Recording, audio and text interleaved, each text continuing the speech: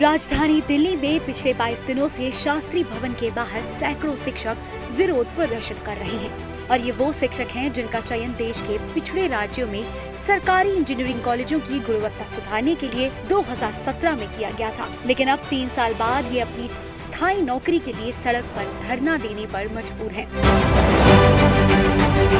मंगलवार को इन शिक्षकों ने अपना धरना जारी रखते हुए रक्तदान भी किया। दरअसल तकनीकी शिक्षा गुणवत्ता सुधार कार्यक्रम यानी कि टेकिप के तहत देश के विभिन्न शिक्षण संस्थानों में कार्यरत यह शिक्षक स्थायी नियुक्ति की मांग कर रहे हैं। टेकिप कार्यक्रम के मौजूदा चरण की शुरुआत वर्ष 2017 में हुई थी। इसके अंतर्गत कई राज्यों के विभिन्न इंजीनियरिंग कॉलेजों में अस्थायी सहायक प्रोफेसरों की नियुक्ति की गई थी।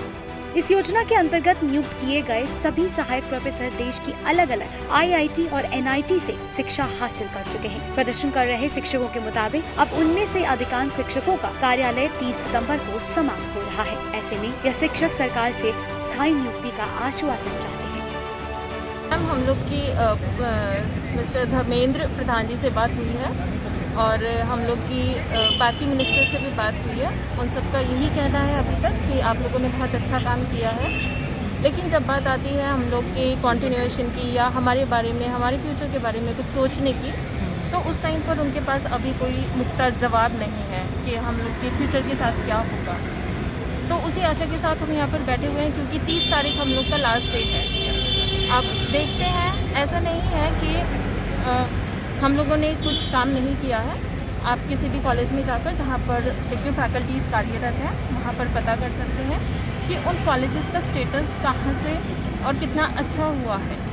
अब जैसा कि आप देख रहे हैं, हम सब लोग यहाँ पर खड़े हैं। आज हमारा 22वां दिन है प्रोटेस्ट करते हुए और अब तो मैम ऐसी हालत है कि आपको हमारे चेहरों से पता चल रहा होगा। सारे प्रयास कर चुके हैं हम, सब चीज़ करके देख ले गए। हर डेलीगेट्स का दरवाजे पे पहुंच चुके हैं हम, सब चीज़ करके देख लिए। अभी तक हमारे लिए कुछ भी कार्रवाई नहीं की गई है। सिर्फ हमको आज भी मतलब आलम ये है कि अब आखिरी के 8 दिन बच रहे हैं और आज भी हमें सिर्फ आश्वासन दिया जा रहा है कि मतलब अप्रिशिएट किया जा रहा है कि आपने काम बहुत अच्छा किया है।